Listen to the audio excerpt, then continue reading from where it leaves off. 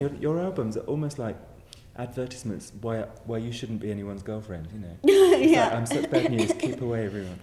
And yet you seem to do alright. Yeah, I'm alright. Yeah, well, I live with somebody for 2 years now, so I'm okay. I guess I flush those things out by just writing songs about them. Is there like a discrepancy now between what you really like and the sort of work? Yes and no. I mean, it's hard for me to gauge where it separates, but I mean, I think things get. I mean, in a song, you're only talking about one thing. I'm only talking about, one mood that I'm in. So I mean, I can be like I am in the songs a lot of the time, but then a lot of the time I'm not. I mean, each song is just one mood that I'm in, and so. But it all seems to be a fairly not a very happy mood. Well, Is that just because you're better at those songs, do you think? it's not really because I'm better at those songs. Because I'm not trying to I'm not writing songs so I can write it. I'm writing songs because I wrote those songs because I was in that mood and I just needed to get out of that mood. So I just wrote the songs, and it's kind of what they do for me. And if I feel, at the times when I feel like I can be someone's girlfriend and I can be someone to be around, then I'm going to be around somebody. I'm not going to write songs. It's just the times when I'm kind of feeling, confused and overwhelmed and stuff that I end up writing the songs. Because that's weird, because I've seen you twice in London, and both times, you do these heavy songs, and then in between, your chat is like so perky, and everyone's a bit unnerved by it. It's like, I know.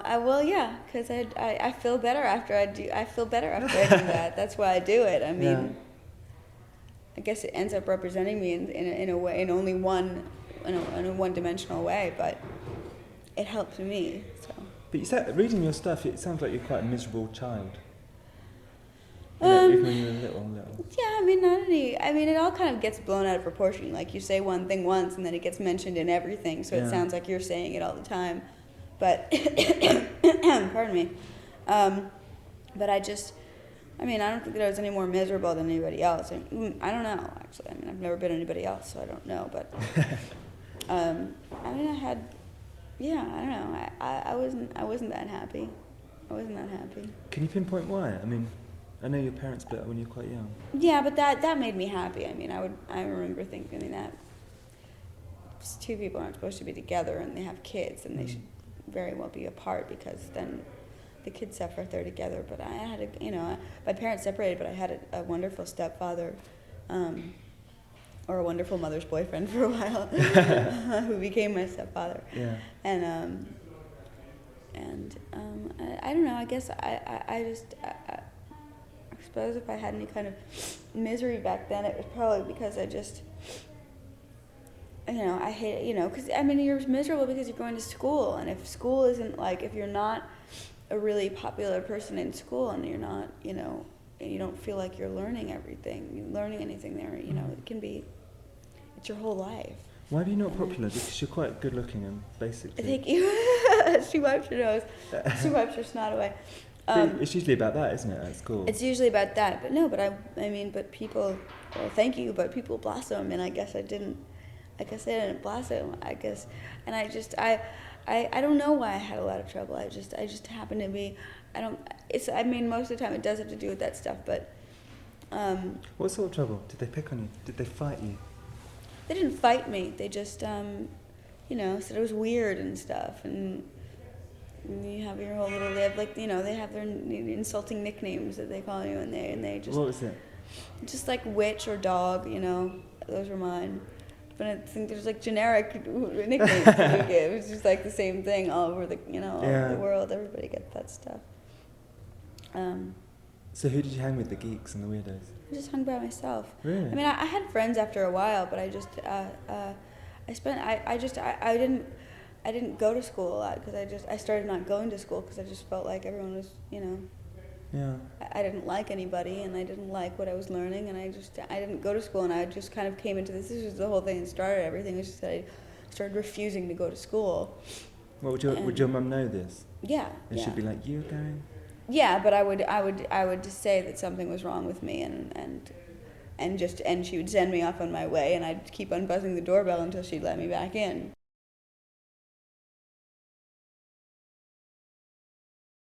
So, but also, I mean, there was that incident Where you were like walking down some stairs and you said you were going to kill yourself and take Yeah. everyone with you or something. Yeah, because Very I was Columbine School Massacre. I know. No. So what was that? Is that how you felt, or was that just an off-the-cuff remark that they took seriously or something? Yeah, it was just, I mean, haven't you ever kind of been like, oh, I'm going to kill myself, Yeah. you know? And I did that, but I think that it was just because, you know, it's because a lot of kids were talking about me or saying that I was weird, and because they saw that going on, and it was a very small school, and I had been refusing to go to school, and then when I show up, I say that, so. Did you ever try to conform?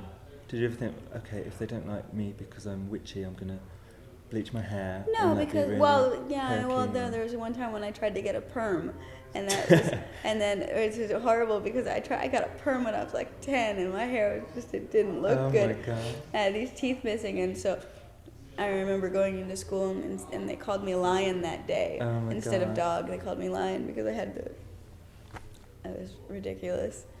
That was my only attempt at ever trying to like do something, and then Yeah. other than that, I used to like, I just, yeah, And who were you listening to at this time? What was your music? Beatles. Beatles? Yeah. That's quite weird for them. Oh, I had Beatles all over my room. On my doorknob on the way in, it said "Enter Beatlemania," and the doorknob on the way out, it said "Exit Beatlemania." I had the huge "Let It Be" poster with the four of them right up in my but next to my bed. And after a while, when I did make friends, I made friends that loved the Beatles. Right. That was our thing. Right.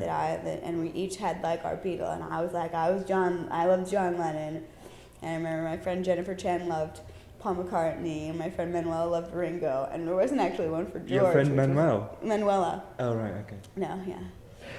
And we used to always sit up in my bed and kiss the pictures. Oh, you and stuff. like? No. But wasn't John Lennon already dead by then? Yeah, but I didn't. But I never kissed John Lennon because I didn't feel that way about him. I didn't have a crush on him. I just thought he was God. I just would sit there and just. Right. And my friends would be kissing the other ones. So who, that poor poster must have done. So who did you have a crush on at that time? I didn't really have crushes. I kind of think that I was like, I kind of swore it off then, you know. Yeah. And I had crushes on people at school, but that I never would say anything Yeah. about. And it was like, I think the guy that called me lion was the guy Really? that I had a crush on. But when you went to see these you saw psychologists and psychiatrists and stuff when you were younger? didn't Yeah, because after I said that thing, they just kind of, all the stuff that was going on. I mean, it was a very small school, and you know, and they get worried and they tell your parents, and your parents are kind of forced into forcing you to go because then, if, you know, God forbid, they were right about you and they didn't make you go. And there just seemed to be always some kind of rumor going on around about me. It was either that I was going to kill myself or that I was dealing drugs, you know, or I would just always get these kids. It would just always be these little things. It was just because it was a small school, really, because like all the little kids would come up to me and be like, "Is it true that you're crazy? Is it true that you're crazy?" You know, and they would start saying that to me, and then they would say it to each other and stuff, and then everyone, you know, all the teachers would kind of start But hearing. was there a level rumor. on which you liked that and you sort of encouraged it? No. There wasn't a little thing that you wanted to be sort of special and different? No, you don't want to be special and different unless you have someplace to go from, unless, you know, you're coming from someplace where you would desire that. I mean, everyone wants to be special, but I didn't want to be special to the point of, you know, that wasn't special, that was wrong. It wasn't like they were thinking something cool about me. They were thinking that there was something wrong with me, and I didn't enjoy that, no. So when you went to psychologist or whatever, was it helpful at all? So it must be quite interesting at that age to sort of be looked at like that. Yeah, I hated it. I would have to go and go after school to go there, and I remember I used to like carry things like put like a bra on and on top of my shirt, you know, put a bra on over my shirt, and then like go and just sit down and just sit there, just to be like, and not say anything about it, just to distract their attention, so that the whole time they'd be like, "Why do you have the bra on over your shirt? Why, this is hostile. Why are you doing this?" So that I wouldn't have to talk about things, because I didn't really feel like I had anything to talk about. Right. But they were right, it was hostile. It was hostile because I didn't want to be there. So you've got like this new little family, haven't you, with your with the film people, and they've done 2 of your videos. Yeah. Did you slip right into that quite easily? Yeah, well, because it's so much easier to do it that way when you know the people. I mean, Yeah. Paul's been doing his movie for the past couple of years, and I've been hanging around, so I've become friends with these people. And then when it comes time to do my videos, it just is so much easier to do it with them because you can trust them. You know it's going to be great. You know it's going to be beautiful. Yeah. And you know what it's going to be. Period. You know, instead of just having a record company hire some director that's popular and you don't know him and you get together with him and you're on the road and they send you a treatment and then the treatment's nothing like the video and you don't really have any control over anything. It's just wonderful to have a core group of people that you trust and that you respect to work with to make your stuff because I mean you make an album and the videos are the stuff that everyone sees and it makes no sense to put it in the hands of somebody that you don't trust. And so now, from now on, I just feel like I want to do it with these people because they can be very distracting from the music, actually, can't they? Yeah. So are they your visions? When the videos, the last two? No, I mean I don't come up with the ideas. I mean Paul will come up with the ideas. Well, maybe I'll say one thing or two things or something like that. But the main point, the part of it that is so useful is the fact that I can talk to him about it. Yeah. And feel comfortable talking to him about it and have him tell me ideas and me say, oh, I don't really like that or I like that, and be able to go through that process without feeling awkward and without stepping on someone's toes. Did you realise it would be like this? Did you have any inkling how it would sort of take over your life? No, I was so shy and I wanted people. I was so shy and I'm so tired of explaining myself to people and so unable to be forthcoming with people that I thought, well, if I go and I make an album and this is the thing that I can do, I can write songs, that this is the only thing that I feel like I can do good. I felt like, well, if I go and I make an album, then that will be my introduction to people and I won't have to explain myself anymore and people will understand me and I have this total faith that people are going to be good and they're going to, understand everything and then I wouldn't have to explain myself anymore.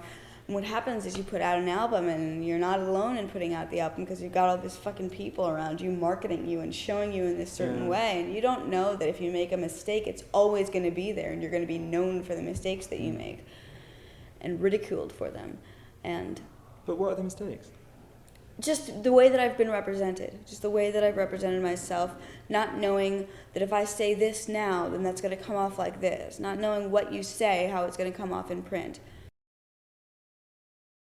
And also having gone through a time when, as I said before, just being like I was, got signed when I was 17 and everything from 17 to 20 was in the public eye, and that was a very confused time just because of my age, and it was also a very confused time just because of everything that I was going through with all this stuff. Was just more than you never know what to expect if you go out to try to do this, and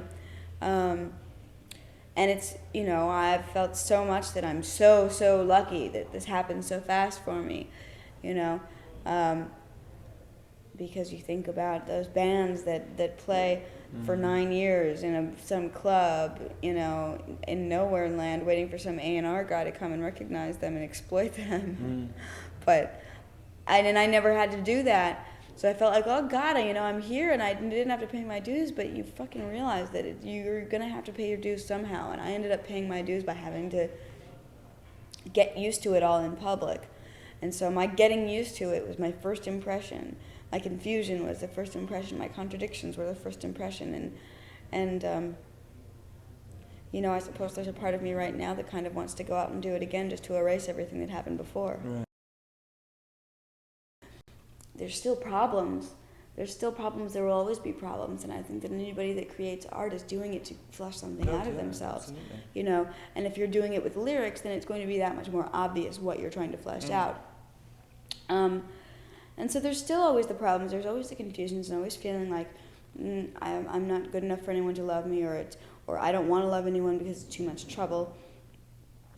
There's always these kinds of emotions, but on the first album, I think that you'll find that there's a lot more blaming myself on the first album, and on this one, there's a lot more confidence on this album. There's a lot more decision making. There's and that's something that is very important to me about this album, is that I was so anxious to make it because the last album, I just kind of let a lot of decisions. I wrote the songs, but then when I went in, I let a lot of the decisions be made for me as to how to do it and everything. And on this album, I knew that I was going to be able to choose everyone that I was working with and do it my own way and do my own hours. And there's a lot more of a clear view on things in this album. And also a lot more of a sense of humor. I just feel like that comes through completely. So that it's more, things still are the way that they are. I mean, this is the next step. That first it's just utter confusion and blaming myself because I don't know what else to blame. And then in this one, there's a lot less confusion about the way things are. A lot less, and a sense of humor about the way things are. So that I can say, wow, I'm miserable, but I'm going to make it fun to be miserable. I'm going to write this song and kind of almost glorify it for myself for a moment,